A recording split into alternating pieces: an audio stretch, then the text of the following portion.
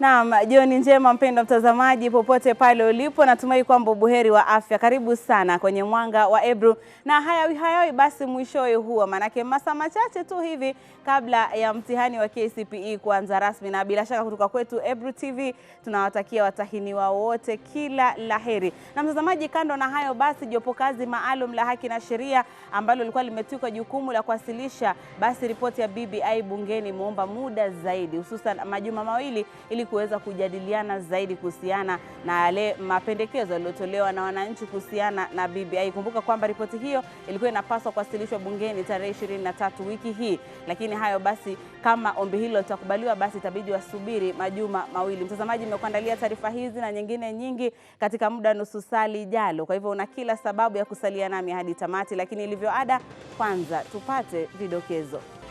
Naam, hujambo na karibu. Jina langu ni Busara Naaman. Mwenzangu anayekupa taarifa hizi kwa lugha ya ishara ni Joyce Wairimo. Na moja kwa moja tunaanza na taarifa kuhusiana na masuala ya elimu, na matayarisho yote ya mtihani wa kitaifa wa darasa la 8 KCPE yamekamilika, huku mitihani hiyo ikitarajiwa kuanza hapo kesho. Tayari karatasi za mitihani zimesafirishwa hadi katika vituo vikuu vya kaunti ndogo, ambapo zitaanza kuchukuliwa hapo kesho alfajiri. Kulingana na Baraza la Kitaifa la Mitihani NEC, jumla ya maafisa 286,901 wameajiriwa kusimamia shughuli hiyo kote nchini. Waziri wa Elimu Profesa George Magoha amekuwa akiwahakikishia watahiniwa kwamba hakuna atakayekosa kufanya mtihani wake mwaka huu. Hata hivyo, amewaonya wanaolenga kushiriki udanganyifu, kwa akisema maeneo ya Migori na Kisii ndiyo yatakaofuatiliwa kwa karibu. Kuna takriban watahiniwa milioni 1.9 watakaofanya KCPE mwaka huu, huku wengine 751,150 wakitarajiwa kufanya KCSE itakayoanza siku ya Alhamisi wiki hii. Ikumbuke kwamba mitihani ya kitaifa iliahirishwa mwaka jana kufuatia maambukizi ya korona, hali iliyoathiri hata kalenda ya masomo humu nchini. Wizara ya Elimu imesema itashirikiana na ile ya afya kuhakikisha masharti ya kudhibiti maambukizi ya korona yanazingatiwa. Vituo vyote vya mitihani vinahitajika kuwa na maeneo ya kuosha mikono, watahiniwa na maafisa wote kuvaa barakoa, na wanafunzi kupimwa viwango vya joto kabla ya kuruhusiwa kuanza mtihani. Hayo yakijiri, kinara wa chama cha ANC Musalia Mudavadi amewatakia watahiniwa wote nchini kila laheri katika mitihani hiyo inayoanza rasmi hapo kesho. On behalf of the Amani National Congress Party, ANC, I wish to convey my message of good wishes and success to the 1,938,667 pupils sitting for the KCPE and KCSE exams. Amewapongeza walimu na washikadau wote katika sekta ya elimu kwa kufanikisha mitihani hii licha ya janga la virusi vya corona. I acknowledge that the class of 2020 has prepared for these exams under very tough and challenging conditions because of the devastating COVID-19 pandemic. Learning was disrupted across the country following a decision by the government to abruptly close schools on the 15th of March 2020. I wish to sincerely thank the Ministry of Education and teachers across the country for their diligent efforts and measures taken to ensure that learning resumed. Na watahiniwa katika kaunti ya Kisii wameonywa dhidi ya wizi wa mitihani na mwakilishi wadi Ibrahim Ongubo kutoka wadi ya Bobaracho amesisitiza kuwa watapambana na wizi wa mtihani kulingana na sheria, na hatua kali zitachukuliwa kwa wale wote watakaopatikana na hatia. Vile vile, licha ya changamoto kutokana na kuwepo kwa janga la corona, walimu wamesisitiza kuwa wanafunzi wapo tayari kwa mitihani ya kitaifa itakayoanza hapo kesho. Watahiniwa wa mtihani wa kitaifa wa darasa la 8 wanatarajiwa kuanza mtihani wao tarehe 22 mwezi Machi, huku mtihani huo ukikumbwa na shauku nyingi, hasa iwapo wanafunzi wapo tayari kuukalia mtihani huo kufuatia kukaa kwao kwa muda mrefu nyumbani. Wakuu na walimu kutoka shule mbalimbali wametoa hakikisho kwamba wanafunzi wapo tayari. Mwakilishi wadi wa Bobaracho Ibrahim Ongubo amezungumzia wizi wa mtihani, akisisitiza kuwa ni kinyume na sheria. Our school is a vulnerable school whereby most of our learners have got many problems. I thank the donors of this exercise that they are giving us, that our children are going to benefit as they do this year's national examination. I also take this opportunity to congratulate the national government for doing us good, that they gave us time. After the COVID, we have prepared our children well. They are ready to do the exam, and they have ensured and assured us that they are going to do well. Aidha, baadhi ya wakazi wa wadi hiyo wameongeza pia wanaowapatia watahiniwa wote makaratasi na kuwasaidia kuiba mtihani wachukuliwe hatua. Tunaelewa wizi ni kitu ambaye haiendani pamoja na sheria yetu. Na ikiwa mtu ametenda kitu kama hiyo anastahili kuchukuliwa hatua. Wacha kusema eti watoto wameiba ili hali hamjachukua hatua kuchukua wale ambao wanawaletea hizo vitu za kuja kuibia. Watoto wetu wameandaliwa vizuri na walimu na tuko na imani ya kwamba watafanya vizuri, wasije wakatangulize mambo kama hayo. Watoto wetu wakienda kufanya vizuri waseme eti walienda wakaibia. Licha ya wazazi wengine kuwa na hofu kwamba wanafunzi hawajajitayarisha ipasavyo, naibu mwalimu mkuu wa shule ya msingi ya Busara, kaunti ya Kitui, Andrew Achuka, amewahakikishia watahiniwa wao wako tayari. I believe that the staff, by the assistance of the national government, they have prepared our learners well, and I'm sure by the grace of God, our learners are going to pass the exam so well. Hata hivyo, ameirai serikali kuwasaidia wanafunzi wanaokumbwa na umaskini. So I call upon any well-wisher, not only to Busara Primary School, but even to surrounding schools like Kyogo, Kanyimbo, Moneke, any well-wisher should come and visit these learners and bless them with whatever they have for their forthcoming exam. Huku wanafunzi wa darasa la 8 kote nchini wakitarajiwa kuanza mtihani wao kesho, waziri wa elimu George Magoha wiki iliyopita alisema mtihani huo umezingatia hali ngumu waliopitia wanafunzi, hasa kutokana na janga la korona. Nikiripotia Mwanga wa Ebru, mimi ni Aziza Hashim. Shukran sana Aziza Hashim kwa taarifa hiyo. Na tukiangazia masuala ya siasa, basi ushindi kwenye uchaguzi mdogo wa Matungu, Kabushai na Machakos umewapa nguvu vigogo katika muungano unaojiita Sacred Alliance chini ya Musalia Mudavadi wa ANC, Kalonzo Musyoka wa Wiper, Gideon Moi wa KANU na Moses Wetangula wa chama cha Ford Kenya. Vinara hao wameapa kutumia nafasi yao kuzuru kila pembe ya taifa ili kuuza sera zao kwa wananchi na kuwaunga mkono kwenye uchaguzi mkuu wa mwaka 2022. Mwanahabari wetu Jeff Khaemba amekuandalia taarifa hiyo. Muungano wa Sacred Ungalo unasherehekea ushindi wao kwenye uchaguzi mdogo wa Matungu, Kabuchai na Machakos baada ya kuwabwaga wapinzani wao. Muungano huo unaowaleta pamoja Musalia Mudavadi wa chama cha ANC, Kalonzo Musyoka wa Wiper, Moses Wetangula Ford Kenya na Gideon Moi wa KANU walipiga kampeni pamoja, huku maeneo yao yakiitikia mwito wao na kupigia kura wagombea wao. Sasa huo muungano ambao unaitwa the Sacred Alliance ni muungano ambao unaenda kuweka Kenya pamoja. So sisi ningependa kuomba kwamba watu wote wa Kenya wawe na imani na muungano huo. Hiyo ndio muungano ambao unaenda kuliberate Kenya yetu. Ushindi wao aidha umeibua hisia mseto, huku wapinzani wao wakiisuta serikali kuwapendelea. Hata hivyo, seneta katika kaunti ya Kakamega Cleophas Malala ameusifia muungano wake akisema kuwa kila mmoja alipata mazingira bora kupiga kampeni. Sisi tunafanya kazi na serikali na nimeona watu wakilia ati kwamba chama cha ANC kinasaidiwa na serikali, ati kwamba kule Matungu we were supported by the deep state. Sisi tunasema hivi kwamba serikali ni serikali ya Wakenya wote. Kama serikali ilisaidia ANC, basi ni sawa, kwa sababu ANC pia ni Wakenya kama nyinyi ambao mko pia katika serikali hii. And therefore we deserve, kama tunasaidiwa na serikali, tungependa serikali izidi kutusaidia mpaka Musalia Mudavadi aingie State House. Muungano huu unajiamini kuunda serikali ijayo. Hata hivyo, wadadisi wa masuala ya kisiasa wanasema itakuwa vigumu kuwabwaga vigogo naibu wa Rais William Ruto na kinara wa chama cha ODM Raila Odinga iwapo watakuwa debeni. Truth be told is that in that coalition you have two former vice presidents. You have Kalonzo Musyoka and you have Musalia Mudavadi. You have Gideon Moi in there. We know how much he even struggled to become senator. So I would not necessarily include him in who can become And of course you have Moses Wetangula, who has never tried to run for anything beyond senator. So we cannot also not include him in that math.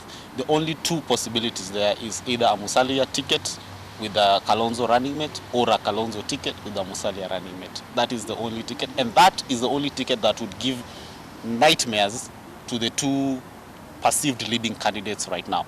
James India, mtaalamu wa masuala ya kisiasa, anasema itakuwa vigumu kwa vigogo hao kushawishi maeneo yote ya Kenya kupata zaidi ya 50% ya idadi ya wapiga kura. However, I do not see them working together because of the monetary and the war chest that is needed to run a presidential election.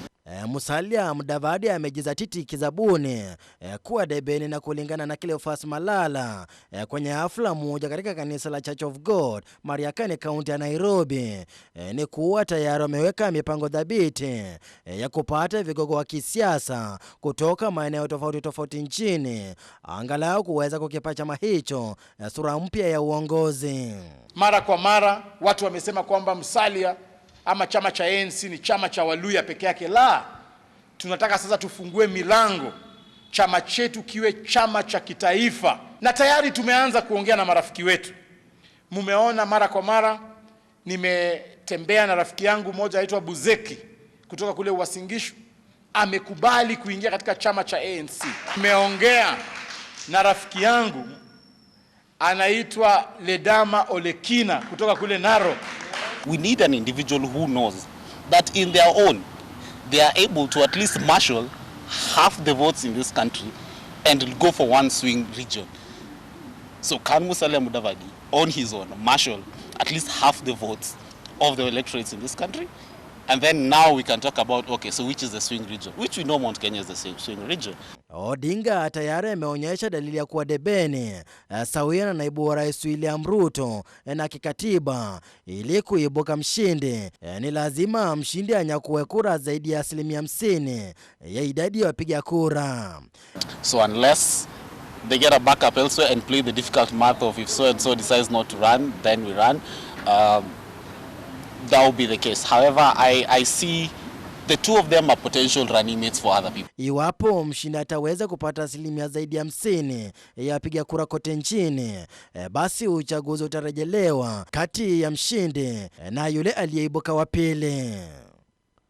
Nikiripotia Mwanga wa Ebru, jina langu ni Jeff Khaemba.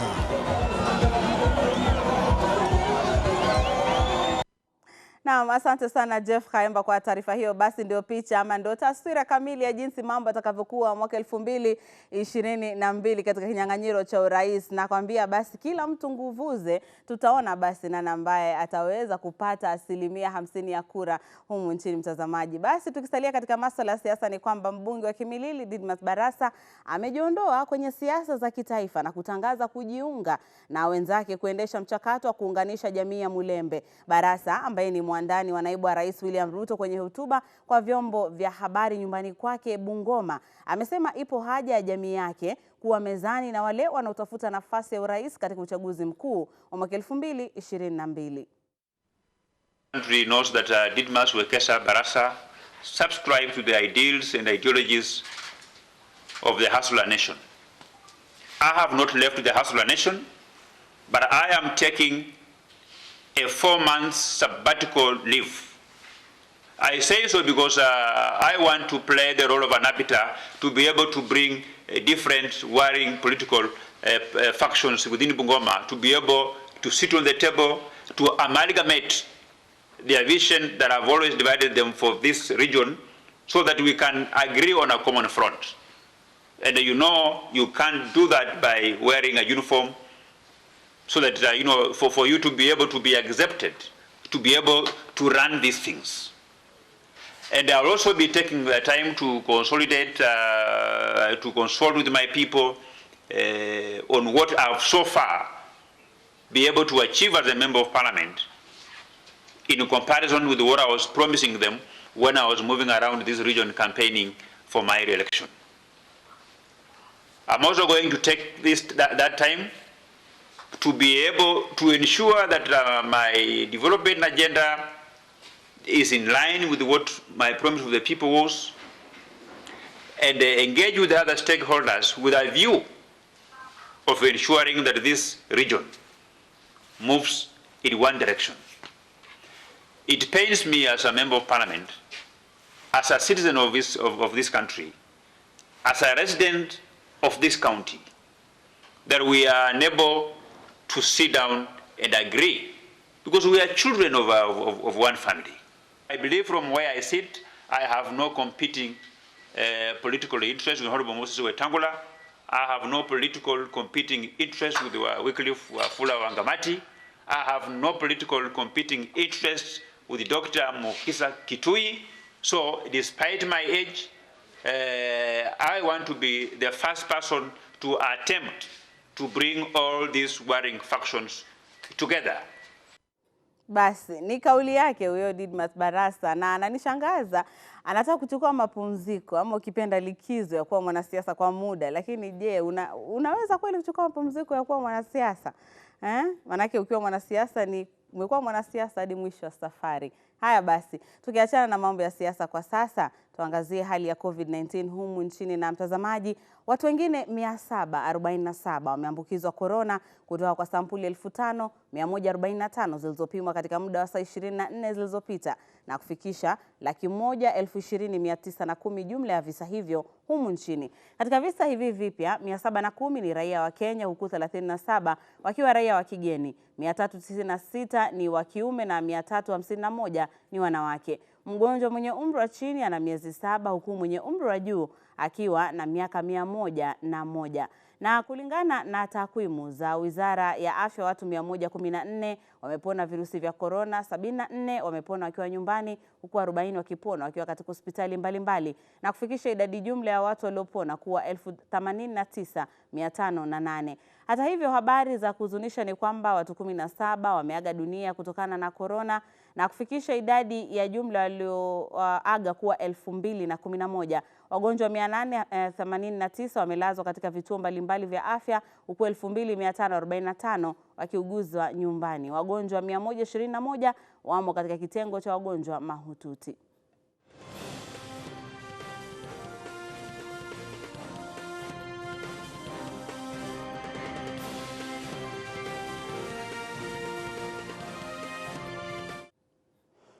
Na mtazamaji, sasa tukizamia swala zima la BBI, ni kwamba kamati ya pamoja kuhusu haki na sheria, mtazamaji, JLAC, inalenga kuomba muda zaidi wa kuwasilisha ripoti ya maridhiano na kujenga madaraja nchini BBI. Kamati hiyo inapendekeza muda wa majuma 2 kushauriana kuhusu maoni yaliyotolewa na umma kuhusu BBI kabla ya kuelekea katika kipindi cha pili. Mwanahabari wetu Jeff Khaemba anarejea tena na taarifa hiyo. Ngoma ya BBI italazimika kuzimwa tena kwa muda wa wiki 3, huko kamati ya bunge kuhusu haki na sheria ikisema kuwa ipo haja ya kutatua masuala ibuka kwenye ripoti hiyo. Kamati hiyo ya Seneti na bunge la kitaifa kwa muda wa wiki 2 imekuwa mbioni kupokea maoni kutoka kwa Wakenya kuhusu BBI, huku wengi wa watu walikuwa wakisifia ripoti hiyo inayopigiwa upato kuwepo na marekebisho ya katiba. Baraza la mawakili nchini LSK na lile la linda katiba ndio makundi yaliyopinga kurekebishwa kwa katiba, wakisema ipo njama ya kuvuruga katiba ya sasa. Baada ya kukamilisha zoezi la maoni, kamati hiyo inayosimamiwa na seneta wa kaunti ya Nyamira Okongo Mogeni na mbunge wa Kangema Mutoro Kigano walitakiwa kuwasilisha ripoti ya juma lijalo. Hata hivyo, inakisiwa kuwa kufuatia mzozo ndani ya kamati, ripoti hiyo sasa itawasilishwa pindi tu masuala ibuka yatakaposuluhishwa. Wanakamati hao sasa wanaomba spika wa mabunge yote kuongezea muda zaidi kutengeneza ripoti. Mmoja hapo ni mambo yaliyotolewa na Tume Huru ya Uchaguzi na Mipaka nchini IEBC, ambapo mwenyekiti wa Wafula Chebukati alisema afisi yake ya kushauriwa kuhusu nyongeza ya mabunge 70. The work of allocating those constituencies and is the work of IEBC. And for this reason, I consider an amendment process can only therefore determine the number of constituencies, but should not assign the same to respective counties as in the case with the BBI Constitution of Kenya Amendment Bill. The Commission is of the view that the 6-month period stated in the transition clause for the exercise to be completed is not adequate based on past experience and practice.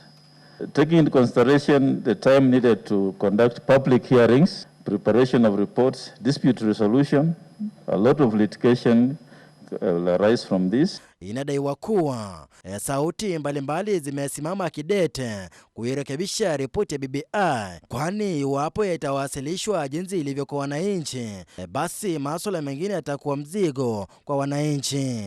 Kuifanyia marekebisho ripoti vile vile itakuwa kizungumkuti baada ya kujadiliwa na kupitishwa katika mabunge zaidi 40. Mmoja wa maseneta aliyezungumza nasi asitake kunukuliwa amesema ifikiapo siku ya Jumanne watawasilisha hoja kuomba muda wa majuma 3 ili kushughulikia utata wa ripoti. Nikiripotia Mwanga wa Ebru, jina langu ni Jeff Khaemba.